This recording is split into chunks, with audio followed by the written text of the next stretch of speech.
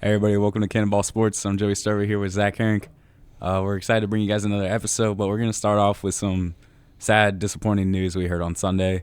On Sunday, unfortunately, Kobe and Gianna Bryant, John Kerry, and Alyssa Altabelli passed away in a helicopter crash in Calabasas, California. Very sad news. Of course, devastating. Hard for us to even hear on Sunday. I was on my way, excited to go watch some of the Pro Bowl with my friend Jay, and I was in my car and I got some news at the red light that unfortunately this event, very tragic, has gone down, and it's just really tough to hear. And I'll let Zach go ahead and give some of his thoughts on the legacy that was Kobe Bryant. Well, initially when I heard this news, I actually didn't believe it because, well, I mean, not to, I'm going to try to make a little bit of light. It was reported by TMZ initially, so I didn't think it was actually real because TMZ tends to over-exaggerate. But then I learned LA news sources looked into it, and it turned out it was true.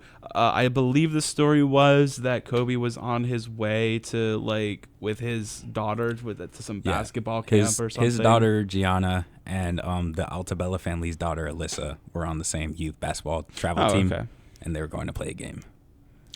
Well, yeah, very, very, very sad news to hear about, who's undoubtedly going to be a first ballot Hall of Famer, and who made his impact on the game on so many people. And you see elements of Kobe Bryant in today's youth in the NBA. I think that the person that stands out to me the most is from Kobe, at least for me. I mean, yeah, you have his scoring, yeah, you have his heart, but his leadership was the thing that I think that a lot of people take for granted with him. And I think that we have guys who I think now Jokic on the Nuggets, and we have people like LeBron, and who are older people who kind of I wouldn't say mimicked Kobe, but have the same kind of heart and fire that he does, that he helps his team rise up. Kobe was always he may have not been the best passer, but he always made his teammates better with his attitude and his fire and heart and leadership. And I don't know if you can attest to that, but I think that he will, of course, always be missed, but he will still live with NBA players today, I think. Yeah, the legacy that was Kobe lives on, and you can see that in the amount of players that wear his shoes, love his number, love him as a person. The 8-second and 24-second violations we saw in the NBA the day he died and the day after. And, I mean, you can see guys like DeMar DeRozan, they just play like him, you can tell they watched a lot of his games. And, I mean, it's just really tragic, and, I mean, it's awful to see. But, I mean, I think me and Zach are going to try to kind of remember him and honor him this episode with some of our favorite memories of him. And I'll just start with mine. In 2007, I was eating dinner with my family at an Applebee's, I believe. And it was Kobe versus Memphis. It was kind of a game that was in the middle of the season, but Kobe had a lot of points, I remember, and I just kept seeing him score. And they showed a stat line at the bottom, and I was like, Dad, is 60 points a lot? And he was like, yeah, it's a lot of points. And I was like, wow, I mean, that's just crazy. Because, I mean, at the time I knew a little bit about basketball, but not so much. And it was just, I just remember kind of watching him. He had 17 in the fourth quarter, and that was where we were watching. I went back and looked at the numbers for this game because, I mean, of course, I was, how old would I have been? 10. Young, yeah. And I was looking at the stats where, I mean, he had 17 in the fourth quarter and, of course, led the Lakers to a win with 70 points. And, I mean, another memory I have is in the 2009 finals.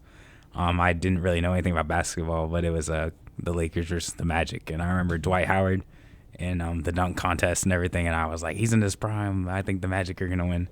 And all my friends were like, nah, man, Kobe's got it. And that series, of course, ended 4-1 Lakers.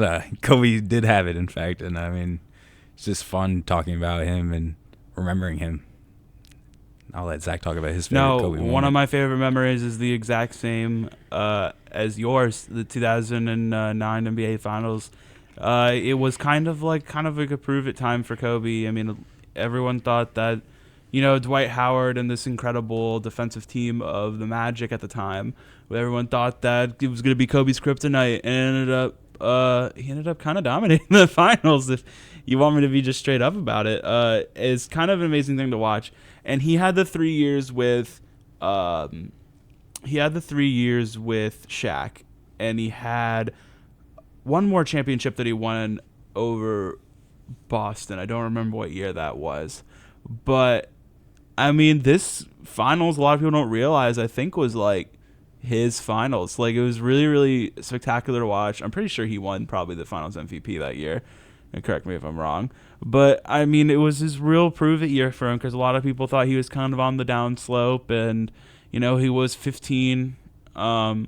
He was, at the time, a 15-year pro. And everyone, or 14-year, excuse me.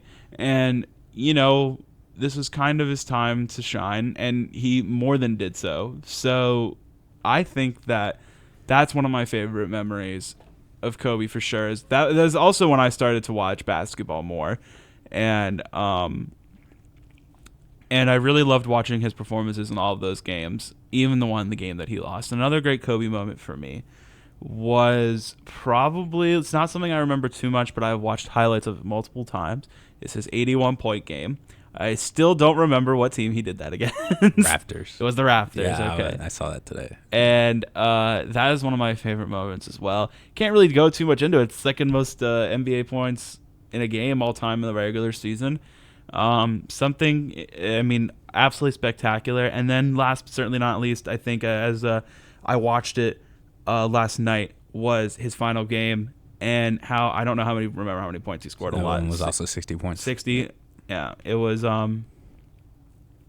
It's something that you know, in a weird way, I think we all kind of took Kobe for granted to an extent because his impact on the game is so great. Because we look at Kobe and we just see a great scoring machine, but we see his footwork and his jump shot and his will and heart to win is all proven in these performances and in young NBA players and old NBA players today. I think it's a very, very sad thing to see him go, but I think that, like I said earlier in the show, I think we will always see elements of Kobe on the court for as long as basketball is going on. Yeah, I mean, I think it's I do think we kind of took him for granted, and I think that it was because there was always a competition within the NBA of who's the greatest player of all time. And I just think that this kind of helped us see that argument needs to end. And we just need to love these players for what they gave to the game and admire what they've done. I mean, you can make an argument for 6 different players being the greatest of all time, but of course the main 3 being Kobe, LeBron, and Jordan. I think that we just need to admire these players for who they are, and I think that argument needs to end.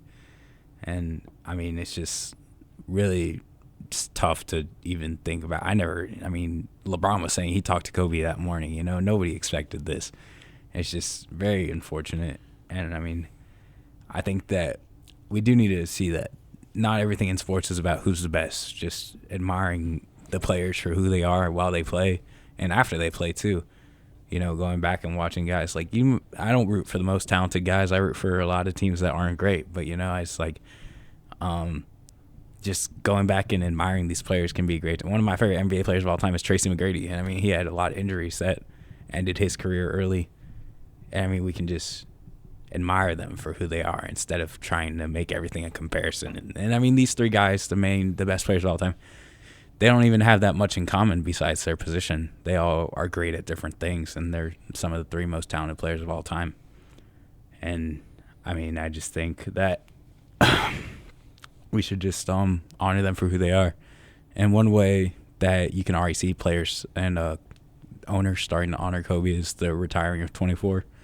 Is that so? I actually didn't know the Mavericks about that. have already retired 24, and Spencer Dinwiddie on the Nets changed his number. He used to wear number 8. He's now wearing number 26. Wow. And it is a kind of an argument right now. Do you think 24 should be retired league-wide? Well, I mean, as an impactful player he was, we also have people like Michael Jordan, who is also another argument for that. Yeah. His number wasn't retired league-wide. I mean, this might be wrong, but I think the only number that has ever been retired league-wide in any sport was Gretzky's 99. It's also 42 in baseball. 42 in baseball. That's right. I forgot about Jackie Robinson. Yeah. That was really recent, though, wasn't it not? Yeah. So I think it was in the 2000s, but it's just it is a remembrance thing, and I understand why people might want to argue for that. And obviously I'm really not trying to say this with any disrespect. I just don't think maybe in the future. Now I don't think is the time. Yeah. I mean, he did pass away, and I understand that, but I think now is not the time to argue about retiring numbers. No, I think now is the time to grieve and remember, and then maybe in a couple of years we can consider that. But I will guarantee you, I don't know if it's already been done. The Lakers will without they 8 and retired 24 are both, done last year. That's, I think. Okay. Oh, they did. Okay, didn't know that. I'm not good with retired numbers, y'all. Sorry, but I do think this is obviously a very sad day, but I think or a sad time for the NBA and all of sports. But I do think that the time for mourning is good, but I think it's also, I mean, we saw last night, it was remembering Kobe for his final game, but I think it's also ESPN did that in a way where we can almost celebrate him. I feel like it's good to be sad, but it's also good to be. He's definitely someone that should be celebrated. To be nostalgic about. Yeah, absolutely. I mean, especially that last performance. I watched it too. It was a great game, and it's notable because the Warriors were trying to set the record for the most leagues and the most wins in NBA league history. Oh yeah. At the same time, and people were still watching Kobe's final game. Yeah. You know, it's just he's a guy that had that type of impact, and you know, it's just tough. I mean, yeah, no, you're not wrong. He is a man who got wiped off this earth way too young, and he is certainly probably on that Mount Rushmore of basketball, if not very close to being on it. So I think that there is no doubt in my mind that this process will take time. I think the Lakers actually canceled their game they postponed tonight. it. It was supposed to be tonight. That's what I mean. They postponed their game tonight and moving it to a later date. But it's a good time for people to just celebrate his life and remember him. I mean, yes, grieve, but I feel like as Kobe as a person that he was, I never saw him sad. Like personally, I never did, at least on the court. Maybe he almost never let any emotion show on the court at all. Yeah. So and when he was that way, whenever I did see him have an emotion, it was always joy and like heart. So I feel like that he wouldn't want us to be too sad for too long. I feel like he would want all of us to just kind of move on and celebrate his life. I'm not saying that you can't be sad. I'm saying that maybe just it's more like I said a bunch of times already. Celebrate his life. Don't grieve it too long. It's a process for sure. And people were saying Sunday and Monday that players shouldn't have been playing games, but Kobe would have wanted them to play games. Absolutely. Kobe would have been like, you kidding me? Like, get on the court. Like don't care about me. Go get some buckets. And I think a very inspired performance, I believe, was Trae Young. Absolutely. He had 48-point double-double or something. 45. Yeah. Yeah, and he wore ridiculous. Trae Young also. He wore number 8 while he was doing that. Oh, did he really? Wow. To honor didn't know Kobe. that. And I think it was something with he had some sort of one of those weird stats, which sometimes are gimmicky, but he had some number that was exactly like one of Kobe's numbers or something. Oh, okay. Or it was I can't remember. It's something with the amount of seconds he did something. The only player who's done that is Kobe also. Oh wow. And it's just and it's just another example of guys that just put him on a pedestal, and he was loved by everyone in the league, playing now and everyone who will play later. And I think it's the Lakers' next game is on Friday, I think, against the Blazers. And Blazers, okay. Guys like Carmelo, who personally knew Kobe and everything, it's going to be tough for them. I followed D'Angelo Russell on Instagram with guys like him, who his teammates and former teammates. It's going to be just tough for those guys, especially to get out on the court and play. And of course, they all probably learned a lot from Kobe. Yeah, and it'll probably reflect also, in their games. You say they're playing the Blazers in it, and this is just my opinion. You see a lot of Kobe in Lillard and McCollum personally. I do. So I think that'll be a good it's a good game for them to Lillard play definitely next. has that mentality that very clutch and very streaky shooter and everything. You know, It's a good. I feel like it's a good game for the Lakers to play. Yeah, next. that's what I agree totally. I think that's what ESPN was saying also. Yep. And yeah, so I mean, it's just just honor Kobe.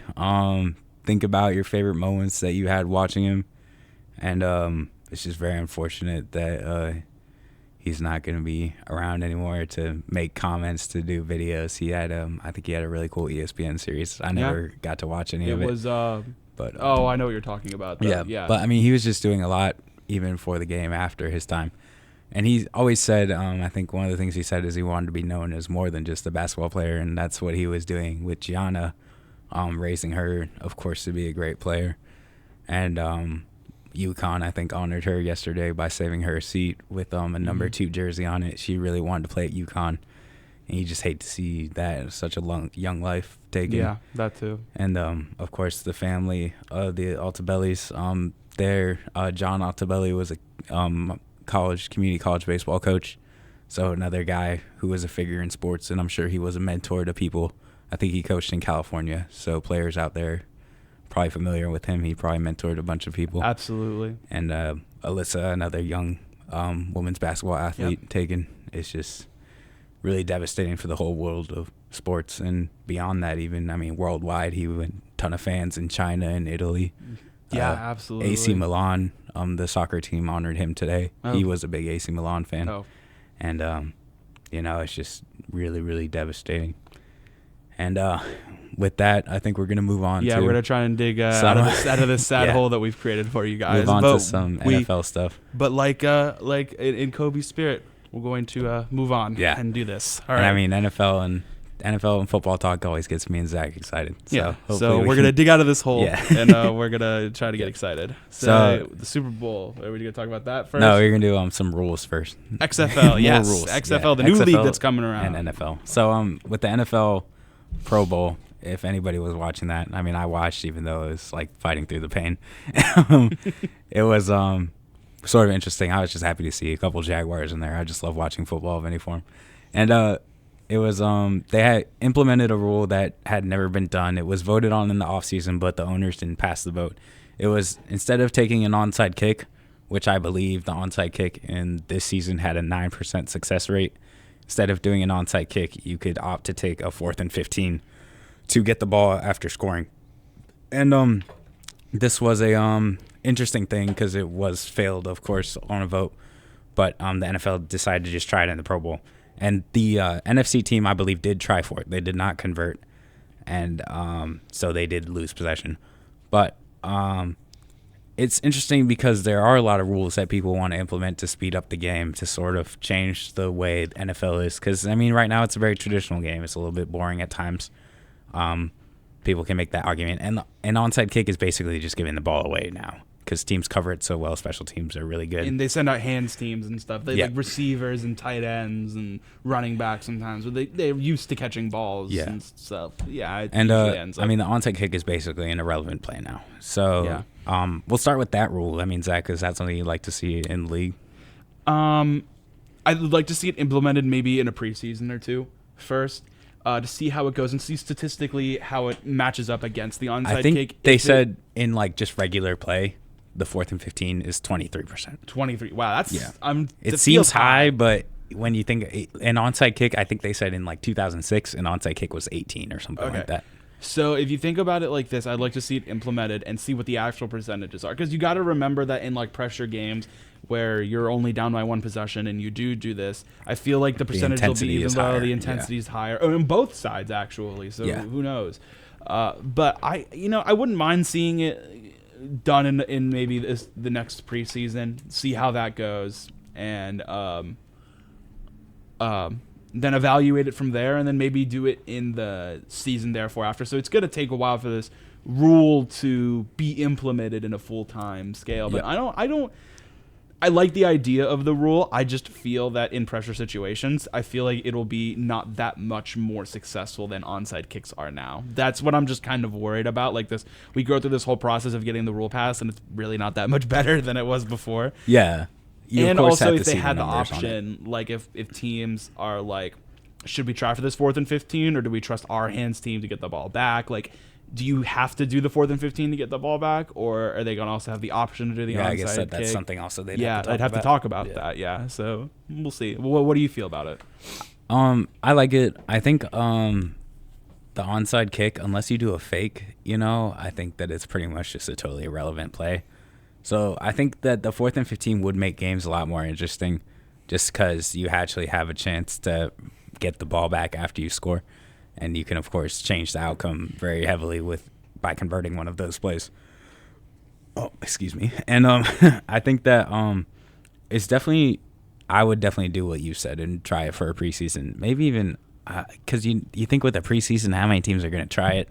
I mean, there will probably be a fair amount of attempts, but not that many. Also, within preseasons, there are backups in a lot of the times and stuff. And I mean, a 4th and 15 with a team of third stringers might not go so well. Yeah, and, you're right. Yeah, but I mean, I think that it would definitely be interesting. I think that they should have the option too, because if it's if you want to try a fake, I mean, I guess you should always be able to fake an onside kick, because those are very exciting plays, and I think they're always interesting.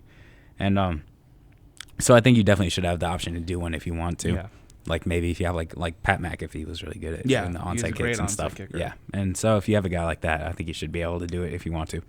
But yeah, definitely interesting. I mean, a high impact play, of course, an onside kick. If it's very determinant on the outcome of the game. So it'd be interesting, I think, for sure.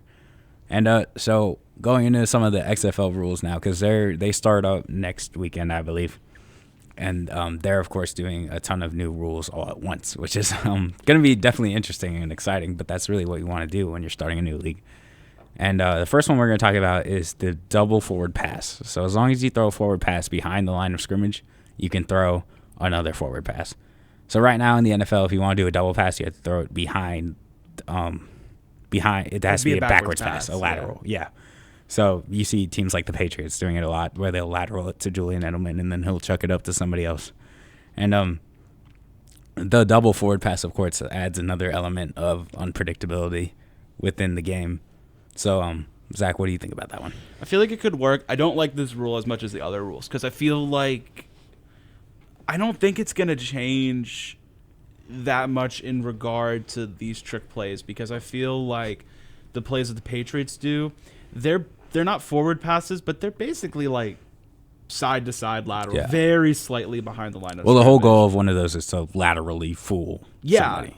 So like I don't think it's gonna change too much with that kind of stuff.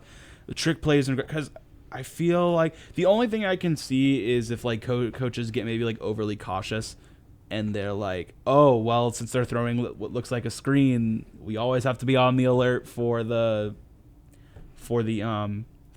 pass. Or somebody else going deep, yeah.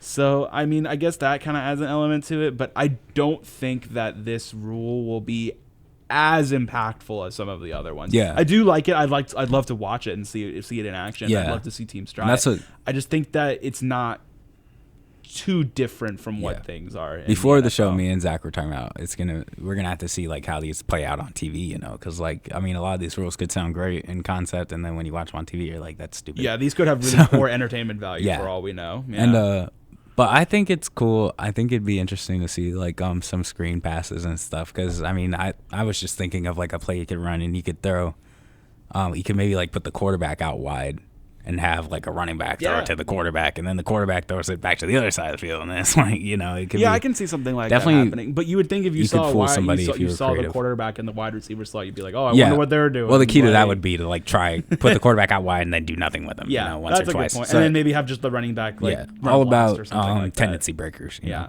So I mean, it's just it could definitely lead to some cool plays.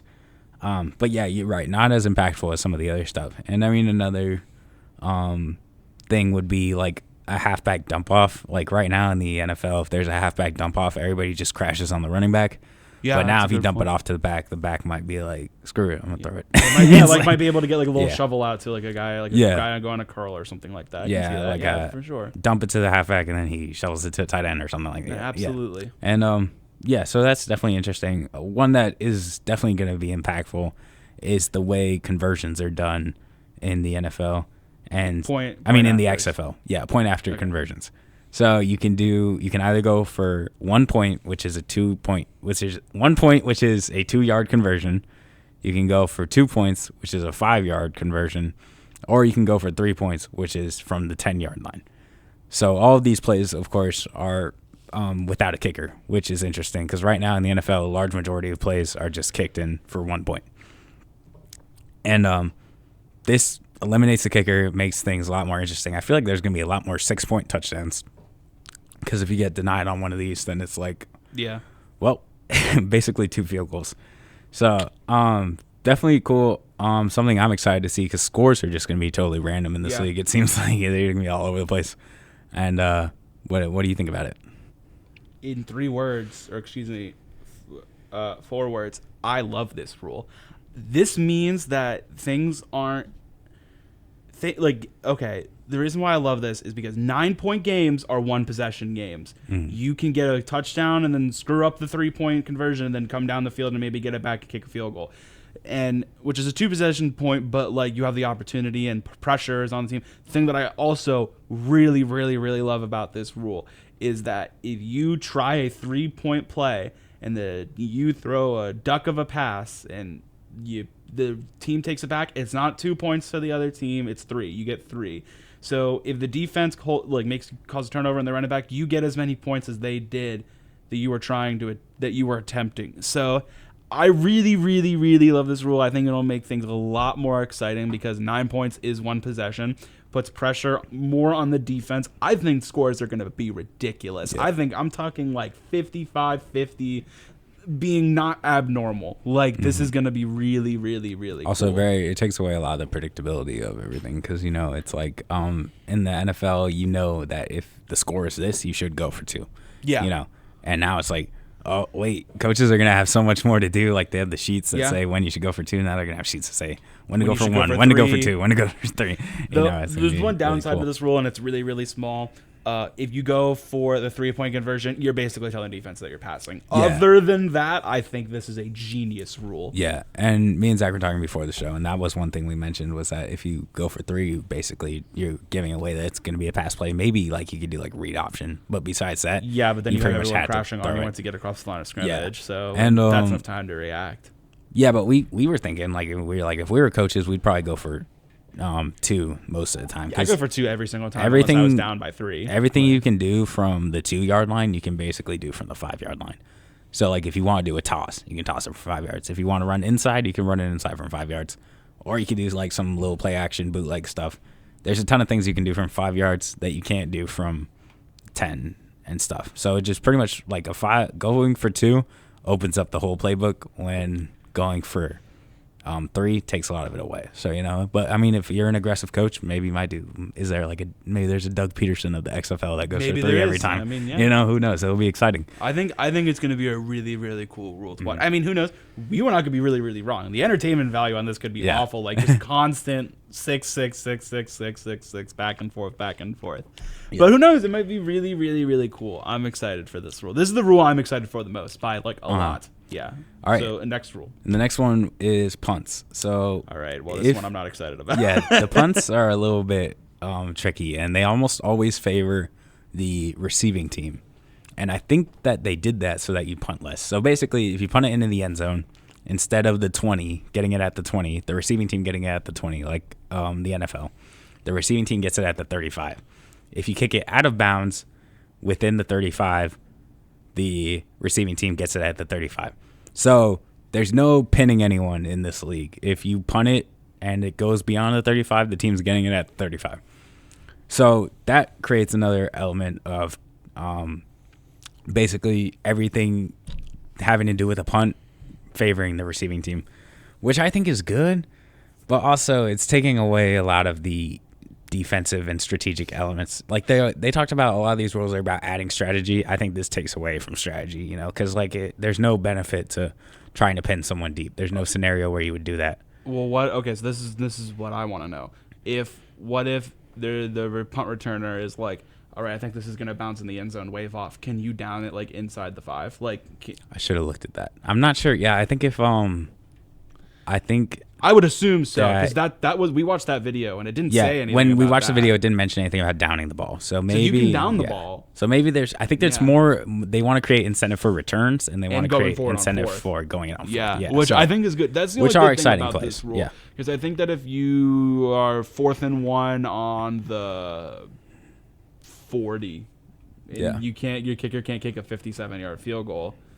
I mean, might as well. You might as well, because you're probably going to give it to them at the 35. What's the difference between at the 40 and the 35? I mean, it's 5 yards. Definitely. That's a chunk of yardage, but I mean, like, teams can make that up in a running play. So, I mean, definitely opting towards more high-scoring games, like you said. I think most of these rules, if not all of them, are for games to be higher scoring. Yeah, absolutely. And the last thing, and this is my favorite, excuse me again, I don't know what's up today. There's a ton of things they changed about overtime. Overtime is one of the most controversial things in all of football for college and NFL. I really like the college, the way they do it in college, starting at the 25, I believe, and just like throwing it and trying to score. But I think I might like this even more. The overtime, they call it a shootout. So every team gets 1 play possessions from the 5-yard line. They get 5 1-play possessions from the 5-yard line. And you either score or you get stopped. And it's really interesting because whoever finishes with more converted attempts is the winner. And if they tie, they go to single round. So it's a lot like hockey, if you've ever watched a hockey shootout. I think this is probably my favorite just because it's totally fair. There's no 1 possession endings. And I know the argument for the NFL is a lot of people don't like the 1 possession endings, and a lot of people say if you don't like it, stop them, which is true. Yeah, but, that's a fair point. It really is, though. Yeah. And have a good defense. Yeah, but I think that this really makes it it balances the elements between having a good offense and a good defense, because if you have a star corner, you're going to be able to stop the passes within the 5. If you have a star running back, you can feed them. And it's really interesting. I think it's going to be cool to see, but like we said, maybe it'll suck. It might suck. Yeah. Do you like the shootout in hockey? I like the shootout in hockey. Yeah, I know a lot of people don't think it's like very fair or whatever. Yeah, you're a young hockey fan. Yeah. You'll hate it in a couple of years. I liked it at first too, but then I was like, why? Like, give them a tie. Like, this is like, because sometimes shootouts can go on for forever. Well, the whole tie. There's no way that this league should have ties. I agree. You're a young up and coming league. You want ties. You don't want ties. That's a good point. And I agree with you on that. I don't know how I feel about this rule exactly. My initial thought as a hockey fan, I was like, this is real dumb. Like, I don't like it. But like, like I said, I have never. These are rules that have never been implemented. Never even seen. Yeah, really. Like barely even thought of. So like, this could be cool. Another thing I just thought of is it's gonna be tough to even get in overtime in this league. Oh, because with all the different scoring options, it's gonna be hard so to ridiculous even get into overtime. It's gonna be so ridiculous to actually have scores that match at the end of the game with the 3 and the 2 and the 1-point conversions. Because like this rule might not be implemented at all. Like let's say it's a 24-26 game, might as well just go for 3. Yeah, I agree. Like, why not? Yeah, I mean, why play for overtime? Yeah, like play for.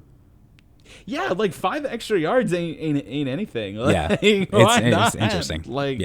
But I mean, I like the overtime. Maybe we won't even see one this year. It's kind of. I mean, who knows? Like this. I mean, this is the rule I like the least. But like then again, this is all on paper. Who knows? What if it's awesome? Really, really cool.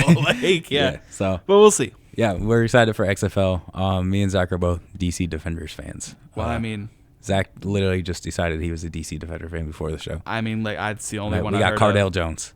Oh, they have Cardale Jones? Yeah. Well, I don't like Ohio State, so maybe I'll just There's a lot of Ohio State on the team. But it doesn't really matter. They're like ranked. There's only 8 teams, right? Yeah, they're ranked as one of the better teams.